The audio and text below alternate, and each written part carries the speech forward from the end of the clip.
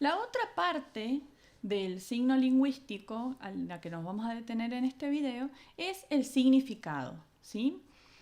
El significado puede tomar distintas formas, ¿sí? Y para eso, muchas veces seguramente han estudiado en la escuela, en la secundaria sobre todo, los distintos recursos literarios, ¿no? La metáfora, la metonimia, distintos recursos que se utilizan para la creación literaria y por supuesto para la creación de las letras de nuestras canciones, ¿no? Eso uno lo puede revisar, lo puede buscar en un manual cualquiera de literatura, ¿no? O en diccionarios de literatura. Pero me parece que más interesante que pensar eso a la hora de crear, que más allá de que uno puede hacer ejercicios de escribir metáforas, de escribir metonimias, como ejercicio como una gimnasia de la creatividad, a la hora de crear las letras de sus canciones, tal vez es importante pensar en algunas otras cuestiones, ¿sí? Por ejemplo, en que siempre cuando uno habla desde el arte, es mucho más interesante referirse a algo a partir de la alusión. ¿Qué sería eso? Un poco lo que explicaba Cabezonia en su clase, ¿no? Hablar de algo, nombrar algo sin nombrarlo, ¿no? Eso sería utilizar una metáfora pura, ¿no? Una metáfora pura es aquella metáfora en la que se habla de algo sin nombrarlo, ¿no? Es decir, exactamente lo que nos proponía Cabezonia en su clase, ¿no?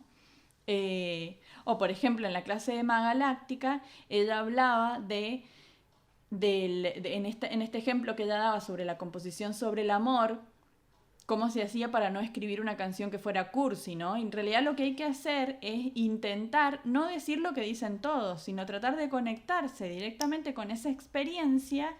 Entonces uno alude el amor o alude la ola del mar, ¿no? Como en los casos de las clases de las chicas, no refiriéndose a eso, sino refiriéndose a una experiencia que es directa con eso, ¿no? También otro ejercicio interesante es, por supuesto, el que les planteaba Eugenia Renata, en su clase, ¿no? Que es un poco para liberarse, ¿no? Y esa posibilidad de liberarse tiene más que ver tal vez con lo que decíamos del sonido, pero también tiene que ver con el significado, porque nos permite revisar conexiones entre distintos conceptos, ¿no? Entre distintas imágenes que tenemos en nuestra cabeza, que tal vez en una situación más racional no la tendríamos, no podríamos hacer esa relación, ¿no? Entonces, esta cuestión de la alusión me parece mucho más interesante de pensar que partir de la idea de que los recursos literarios nos van a servir para hacer letras que sean interesantes, ¿no? Los recursos literarios son eso mismo que se llaman recursos, son herramientas que nos pueden servir o no, pero que no nos garantizan que vayamos a escribir de una manera interesante, ¿no? No vamos a escribir buenas letras solo por usar muchos recursos literarios. El gran ejemplo de esto es Ricardo Arjona. Ricardo Arjona usa todo el tiempo distintos recursos literarios, es como una enciclopedia de ejemplos de recursos literarios y sin embargo sus letras son muy malas, son malas. Y eso tiene un montón de motivos por los cuales pueden buscar en YouTube distintos videos que la gente le da con un caño a Ricardo Arjona. Yo lo iba a hacer para esta clase, pero decidí no hacerlo porque, me sincero, me pareció un embole. Entonces no lo hice. Pero lo que sí quería contarles era un concepto de la lingüística que se llama metáforas de la vida cotidiana, ¿sí?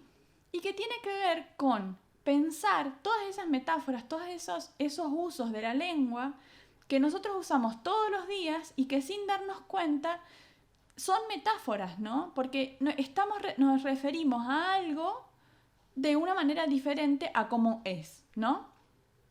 Lo van a entender mejor con un ejemplo. Cuando nosotros decimos sale el sol, estamos usando una metáfora de la vida cotidiana. ¿Qué quiere decir eso? Porque el sol no sale, nosotros ya sabemos, ya tenemos muy asumido, y si no, qué bajón, pero no voy a discutir eso ahora. Nosotros sabemos y tenemos muy asumido que la Tierra gira alrededor del Sol. Entonces lo que sabemos también es que la Tierra está girando y que por eso nosotros vemos el Sol por momentos y por otros momentos no lo vemos. Cuando nosotros decimos sale el Sol, lo decimos así livianamente, sabiendo todo eso otro, sabiendo que el Sol no sale de ningún lado, ¿no? Pero lo asumimos porque es una metáfora de la vida cotidiana, es una forma más simple de referirnos a un fenómeno al cual nos sometemos todos los días, ¿no? Las metáforas de la vida cotidiana son esas metáforas que no se renuevan, ¿no? Que ya están como endurecidas dentro de nuestro lenguaje y también de esa manera están endurecidas dentro de nuestro cerebro, ¿no? Entonces cuando nosotros tratamos de aludir a algo, como decíamos, el caso de la ola de mar o el caso de referirse al amor de una manera que no fuera cursi, nos referimos a esa experiencia, ¿no? Pero renovamos la forma de decirlo. ¿Y por qué lo renovamos nosotros a la hora de escribir? Pero también lo renueva el que recibe eso, el lector o el oyente, ¿no? Lo renueva a partir de que tiene que hacer un esfuerzo mental para poder entender a qué se está refiriendo eso. Eso con las metáforas de la vida cotidiana no pasa. Y no pasa, por ejemplo, con Ricardo Arjona. Cuando Ricardo Arjona dice que hay pingüinos en la cama, lo que está usando es hacer como un rulo a la metáfora de la vida cotidiana que identifica el frío con la falta de cariño, con la falta de amor, ¿no? Entonces, cuando él dice pingüinos en la cama, lo que quiere decir es que en la cama hay pingüinos de tanto frío que hace porque la mina no le da bola. No sé, está bien. Chao, Ricardo Arjona. Es pésima tu metáfora. Trata de encontrarte de otra forma. O si no, capaz que estás mintiendo. No sé, en fin. Bien, entonces la propuesta de esta parte es que revisen dentro de sus letras. Es como, tal vez hasta parece tonta la propuesta, pero es algo que no siempre hacemos, ¿sí? Revisen sus canciones y pregúntense de qué hablan y pregúntense si lo que están diciendo es algo como cotidiano, ¿no? No en el sentido de que el tema sea cotidiano, sino que la forma de referirse a eso sea algo muy cotidiano. Y pregúntense si se entiende eso a partir de la experiencia, de la memoria de una experiencia. Pregúntense que si uno tiene que hacer un esfuerzo para poder entender eso o si eso se está diciendo como decimos cualquier cosa todos los días. Esa es una pregunta que se tienen que hacer, pero que no significa que si dicen algo en su letra con el lenguaje que usamos todos los días esté mal. No tiene nada que ver con eso. Simplemente este ejercicio, como el ejercicio del video anterior, son ejercicios para revisar y reflexionar sobre el trabajo que están haciendo.